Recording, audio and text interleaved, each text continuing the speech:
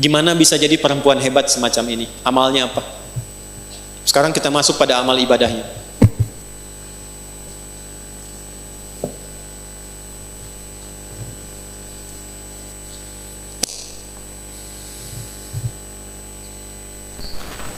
Jadi kalau ibu ingin naikkan level, mendekati Sayyidah Aisyah, ya, kan ada level ingatan tuh 4 ya bu. Ya, 1, cepat ingat lama lupa. Oke. 2, lambat ingat lambat lupa. 3, lambat ingat cepat lupa. Baik, ini yang parah nih. Ya, ini yang parah. Yuk kita ulangi dulu. 1, cepat ingat lambat lupa. 2, cepat ingat lambat lupa. 3, cepat ingat cepat lupa. Nah, ini yang repot ini. Yang keempat, lambat ingat cepat lupa. Saya udah nerangin 2 jam. Paham ibu? Tidak, ya. Begitu mau ditutup, paham, keluar lupa. Baik, Sayyidah Aisyah ini level nomor 5. Cepat ingat, sulit lupa. Cepat ingat, sulit. Jadi bukan mau ingat, mau lupa susah. Mau lupa susah. Biasanya kan yang begitu utang ya. Ya kan? Ya. Ini yang kelima, cepat ingat, sulit lupa. Amalannya apa? Yuk kita bagi 2 saja. 1, sholatnya. Amalan sholatnya.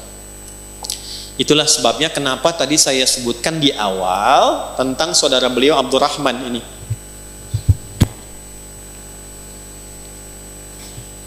Sepeninggal Nabi Sallallahu Alaihi Wasallam, Sayyidah Aisyah itu masih konsisten mengerjakan semua arahan Nabi.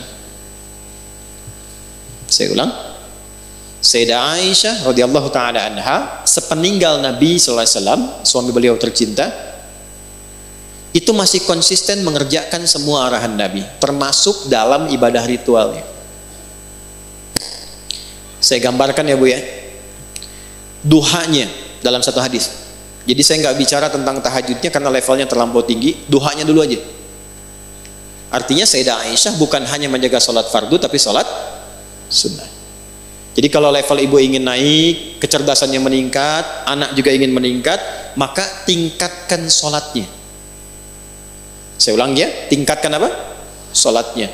Nah, meningkatkan sifat ibadah ritual itu salah satu bagian dari amalan takwa namanya. Amalan apa? Takwa. Ini saya urutkan supaya mudah dipahami. Takwa itu adalah kondisi terdekat dengan Allah. Ya, kondisi terdekat dengan Allah. Jalannya dibangun lewat ibadah. Untuk mencapai takwa itu lewatnya ibadah. Salah satunya sholat. Salah satunya sholat. Disebutkan kalimat takwa dan derivasinya, turunannya itu sebanyak 240 kali dalam Al-Quran. Di antara penyebutan itu ada yang menunjuk jalan-jalan takwa, di antaranya sholat. Al-Baqarah ayat 2-3. Dzalikal kitabu la hudal lil. Siapa muttaqin orang takwa di ayat itu? Ayat 3-nya, alladzina yu'minuna bil ghaibi wa yuqimunas. Baik, dan dia konsisten meningkatkan sholatnya. Poin saya bukan di kalimat terjemahannya. Poin saya lihat sini. Coba ibu bedakan tulisan sholat di ayat 3 di Al-Baqarah dengan ayat 238. Ketika kita membuka Quran surah kedua Al-Baqarah di ayat 238, saat Allah berfirman, hafizu ala salawati, tulisannya begini, alif, lam, sad, lam, wawu, alif, ta maftuhah, begini, salawat. Silahkan cek di mushaf. Tapi ketika Allah berfirman di Al-Baqarah ayat 3, alladzina yu'minuna bil ghaibi wa yuqimunas shalah, perhatikan tulisannya begini, lihat mushafnya terjemahan kalau tidak percaya, alif, lam, sad, lam, waw, fathah tegak begini, tak marbutah. Silakan cek. Apa bedanya? Jika kita mengacu kepada Al-Baqarah ayat 238, hafizu 'alas salawat begini, Ini maksudnya sholat fardu, sholat wajib.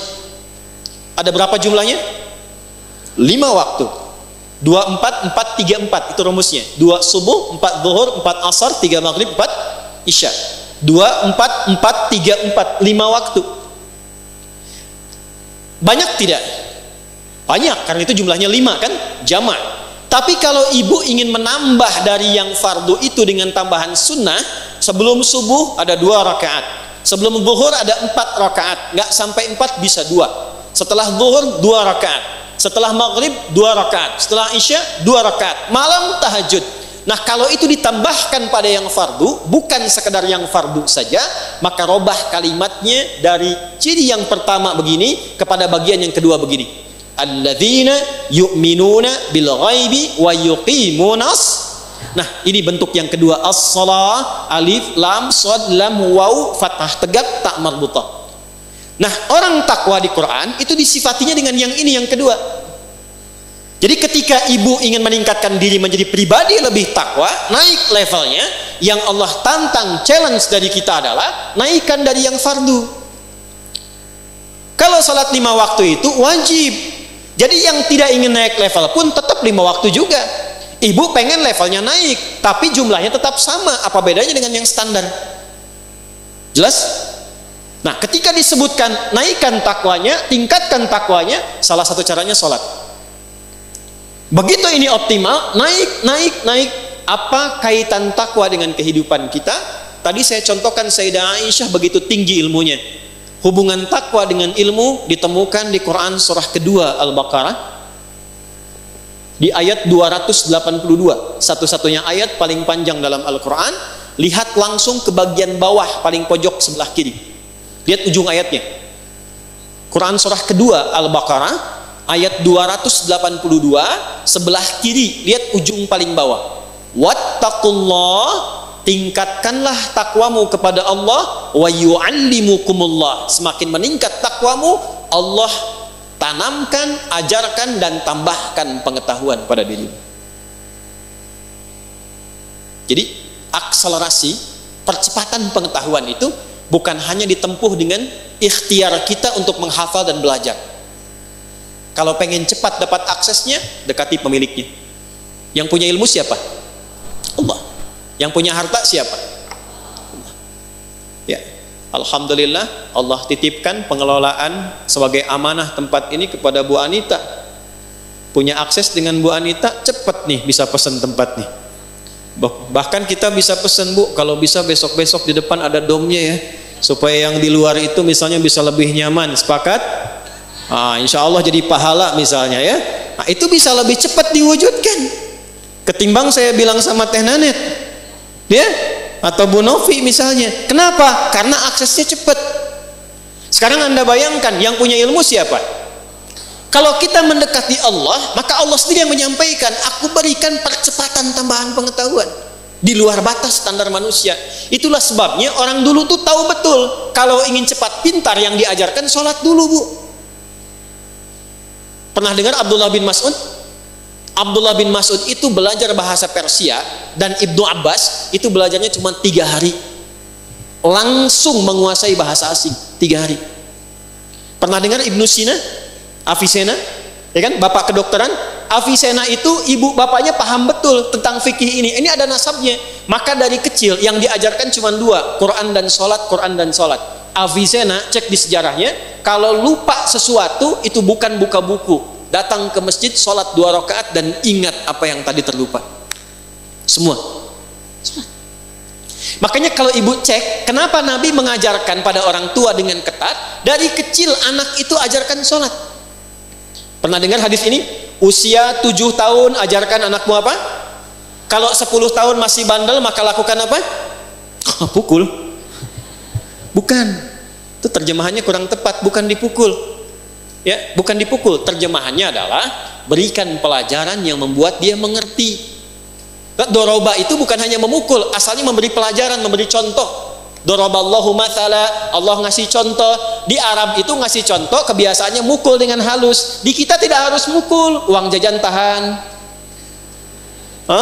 Itu bisa begitu. Nah, kenapa dari kecil itu sholat yang ditekankan? Dua tujuannya, supaya anak jadi baik, yang kedua dekat dengan Allah, kepintarannya meningkat. Tapi orang tua sekarang saya perhatikan luar biasa advance. Ya, anak TK-nya sudah manasik gitu. Ya, Nabi tekankan sholat, ini sudah manasik, ya, level kelima tuh. Ini kan level 2. Jelas ya? Wattaqullaha wa yu'allimukumullah. Sekarang lihat cara sholatnya Sayyidah Aisyah saat duha. Duha itu sholat fardu atau sholat sunnah? Perhatikan kesaksian dari keponakan beliau. Aku ke rumah bibiku dan menyaksikan bibiku sedang sholat duha. Dalam satu riwayat membaca surat Tur, surah ke-52. Ketika sampai pada bacaan tasbih, beliau bertasbih dan menangis dalam tasbihnya. Perhatikan baik-baik ya. Semua biografi, cerita tentang orang-orang hebat di masa lalu selalu memberikan kita informasi, tidak pernah mereka membaca apapun kecuali paham apa yang dibaca itu. Minimal tahu artinya, Bu. Nih ya, saya tuliskan. Saking paham dan mengerti tentang ayatnya, saya lihat bibi saya itu bukan sekedar baca diulang sampai menangis. Sesegukan kalau bahasa kita itu, saking merasakan dalamnya ayat itu untuknya. Karena lama, ini baru satu ayat, karena lama baca itu, saya putuskan saya ke pasar dulu untuk beli sesuatu. Begitu saya kembali, saya lihat bibi saya masih baca ayat itu dan masih nangis seperti tadi. Ibu kesini, lihat teman ibu sedang sholat, baca Al-Ikhlas, saking ikhlasnya nangis misalnya. Ya. Baru nyebut Allahus Somad, ingat semua masalah misal. Ya. Nanti ada sanadnya, Bu. Al-Ikhlas itu ada sanadnya. Nanti saya cerita di akhir ya, tolong diingatkan. Misalnya begitu Allahus Somad diulang-ulang, sudah 5 menit belum selesai. Ibu putuskan saya ke Kosambi dulu aja deh, ntar kesini lagi. Begitu kesini lagi masih di ayat yang sama, masih nangis, dan itu yang dikerjakan sholat sunnah. Itulah Sayyidah Aisyah.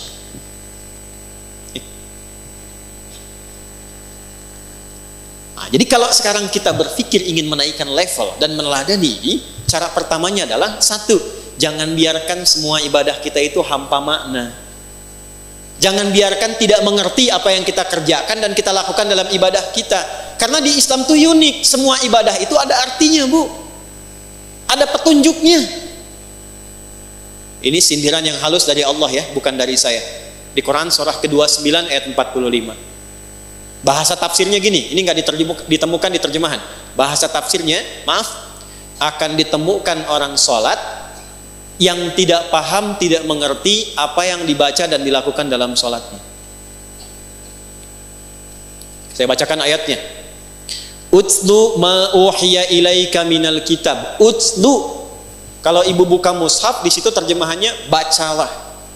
Coba lihat, utslu terjemahannya apa? Bacalah. Ada yang bawa mushaf? Terjemahannya apa di situ? Bacalah kan? Utslu, tahan. Utslu, bacalah kan? Baik. Sekarang saya tanya, wahyu pertama turun apa? Iqra, apa artinya Iqra? Kalau sama-sama terjemahannya, kenapa kalimatnya beda? Satu utslu, kedua Iqra. Bu, kalau Iqra, tuh Iqra dari kata kiroah, kiroatun, artinya baca tanpa menuntut paham, yang penting baca. Jelas? Kalau utslu dari kata tilawah, tilawah punya 3 arti. 1, baca. 2, pahami yang dibaca itu. 3, amalkan sesuai pemahaman dari bacaan tadi. Baca, pahami, amalkan, kerjakan. Itu tilawah. Baik. Kenapa wahyu yang pertama bacaannya Iqra bukan utslu? Karena Nabi itu nggak pernah belajar baca, apalagi paham. Nggak pernah sekolah, nggak pernah baca. Ummi sifatnya, ummi.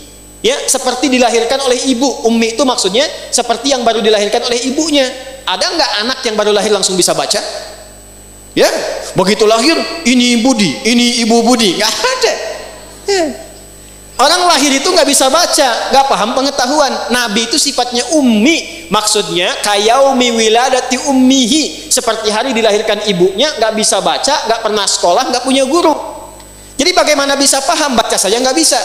Maka turunlah kalimatnya Iqra, bukan utslu. Iqra, Muhammad baca. Jawabnya apa? Ma'ana biqari, saya nggak bisa baca.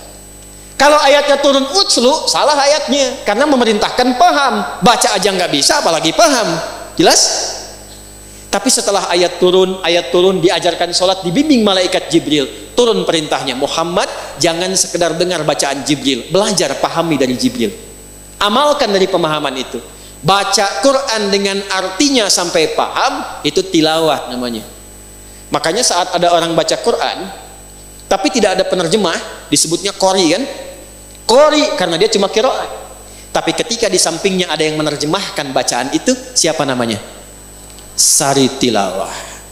Karena yang pertama menerjemahkan tilawah itu Ibu Sari. Karena itu disebut Sari tilawah. Kalau yang menerjemahkan Adi, maka Adi tilawah, ya. Jadi sebetulnya namanya tilawah saja, tidak ada sarinya. Ya, Sari itu bahasa kita karena yang pertama terjemah Ibu Sari. Sekarang lihat, balik ke Sayyidah Aisyah tadi. Sayyidah Aisyah, paham tidak beliau apa yang dibaca? Mengerti tidak? Kenapa? Karena paham ayatnya. Perhatikan, utslu ma uhya ilaika minal kitab. Muhammad, sebelum tunaikan salat baca dulu. Pahami dulu ketentuan dalam salat. Pahami dulu yang mau engkau baca dalam salat. Wa aqimis shalah, setelah paham baru kerjakan salat. Itu yang menjadikan salat kita itu jarang khusyuk. Itu yang menjadikan orang-orang yang sholat itu jarang khusyuk, karena nggak ngerti yang dibaca. Coba jujur ya, saya tanya nih, ibu ribuan kali ruku dan sujud, paham nggak yang dibaca dalam ruku? Ngerti nggak yang dibaca dalam sujud? Nah, itu yang menjadikan ketika sholat setan itu begitu leluasa menggoda. Ini dari Nabi ya, kisi-kisinya nih, ada di Abu Daud. Ada setan khusus, catat nih, setan khusus yang tugasnya menggoda orang sholat. Tadi kan kita sepakat kurikulum fikih kuburan ya. Tambahan satu lagi nanti kita belajar insya Allah fikih setan. Nah, belum pernah ada kan? Malaikat ada 10, setan jenisnya ada 9 yang pokok. Perhatikan, kalau tidak tahu setannya, kita tidak tahu di mana jebakannya. Karena selama ini ternyata yang menjebak bukan hanya Batman, tapi setan. Okay. Nah, ada setan khusus menggoda orang sholat. Tahu namanya siapa? Namanya Khanzab. Tugasnya dimulai kapan? Saat kita mulai bertakbir. Jadi gini kondisinya nih, sebelum takbir, Nabi yang mengatakan nih, riwayatnya sebelum takbir tuh kita bisa fokus, siap-siap. Tapi begitu tangan diangkat dan lisan mengucapkan Allahu Akbar, fayaqulu syaitanu, maka Nabi mengatakan setan mulai bertugas, uzkur kada, uzkur kada. Dia akan menampilkan kepada kita semua apa yang bisa diingat. Hatta la yash'ural musalli kam raka'atan yusalli, sehingga orang salat itu enggak fokus salatnya, bahkan dia bisa mengingat apa yang tidak ingin dia ingat, dan ada orang salat bahkan yang lupa berapa rakaat sedang menunaikan salatnya. Pernah terjadi? Allahu Akbar. Tadi saya lupa ya, status belum diupdate ya, yang Instagram, ya Allah tadi nyimpan sendal di mana? Jemuran belum diangkat. Itu semua. Baru takbir. Apa yang mencegah kita supaya bisa mengatasi godaan tadi? Salah satunya, perhatikan, lisan berkata, pikiran menerjemahkan, hati meresapi. Saya ulangi, lisan berkata, iqrarum bil lisan, pikiran menerjemahkan, tarjamatul aqli, hati meresapi, tasdiqum bil qalbi. Idealnya begini Bu, Allahu Akbar, tangan diangkat, buang urusan dunia ke belakang, dunia jangan dibawa-bawa. Lisan mengucapkan, kenapa dunia jangan dibawa? Apapun statusnya, punya kedudukan, punya harta, punya ilmu, sudah, sekarang saat sholat kamu hamba yang mungkin wafat dalam sholatmu itu, buang semua dunia ke belakang, katakan hanya Allah yang paling agung. Perhatikan baik-baik, kalimat ini begitu diucapkan Allahu Akbar, terjemahkan di pikiran kita supaya setan tidak sibuk mengganggu pikiran kita. Ya Allah, Engkau yang maha agung. Lalu resapi dengan hati, katakan dalam hati, ya Allah, aku taubat selama ini, bahkan sebelum sholat mungkin merasa yang paling hebat, merasa yang paling agung, merasa yang paling besar, yang paling hebat dibandingkan dengan suami, yang paling agung dibandingkan dengan teman, yang paling perkasa dibandingkan dengan tetangga. Aku taubat ya Allah. Itulah sebabnya ketika mengatakan Allahu Akbar, selanjutnya Allahumma ba'id baini wa baina khataayaya kama ba'adta bainal masyriqi wal. Perhatikan, ya Allah, aku mengakui dalam sholat pun ini aku masih banyak dosanya, masih banyak salahnya. Itu baru takbir. Lu digambarkanlah kemudian apa yang kita bawa itu dan berharap rahmat Allah. Karena panggilan sebelum sholat itu panggilannya begini, wa annahum ilaihi raji'un. Hai orang yang sholat, Al-Baqarah ayat 46, Al-Baqarah ayat 46. Hai orang yang sholat, kalau pengen khusyuk, rasakan mungkin di panggilan terakhir dalam sholatmu, mungkin dalam sujudmu engkau wafat. Itu kata Allah. Makanya imam di Kalimantan yang imamin subuh kemarin sungguh beruntung tuh. Begitu sujud meninggal. Kan sebelum sholat dipanggil dulu kan? Ya. Ibu Siti, ada Siti di sini? Ada. Ibu Nia ada? Dah, ini pasti nggak ada. Ini pasti nggak ada. Ibu Sisuka pasti nggak ada. Oke? Ibu Sisuka dipanggil Allah, artinya apa? Hah? Meninggal. Kita 5 kali setiap hari dipanggil oleh Allah. 5 kali. Pasti meninggal tidak? Tahu waktunya kapan? Mungkin hari ini? Kalau sudah tahu mungkin meninggal hari ini, kenapa masih sibuk dengan dunia? Kenapa kita tidak kelola dunia itu untuk mendapatkan ridho Allah? Maka dibalik, salatnya Bunda Aisyah, Sayyidah Aisyah radhiyallahu taala anha, tidak pernah mengucap sesuatu kecuali paham apa yang diucapkannya. Dan itu yang mengajarkan siapa? Bapaknya. Bu Abu Bakar itu diminta oleh Nabi jadi imam, selalu menolak jawabannya. Jangan saya Nabi, jangan saya. Kenapa? Karena beliau itu kalau sudah takbir itu langsung nangis. Nyambungnya itu lama.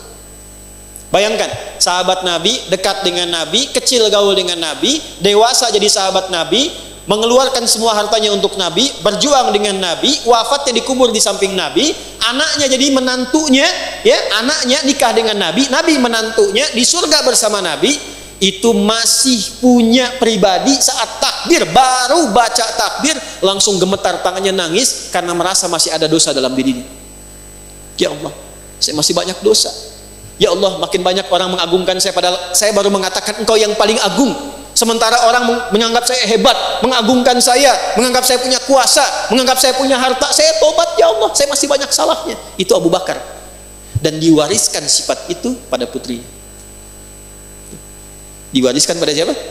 Putrinya. Maka cara yang pertama, tingkatkan takwa, belajar ini, coba mulai sekarang perbaiki sholatnya. Gak usah dipaksakan semua dulu, satu-satu. Satu-satu. Sekarang saya pengen belajar tentang takbir. Apa maksudnya? Apa artinya? Apa hikmahnya? Praktekkan dalam hidup.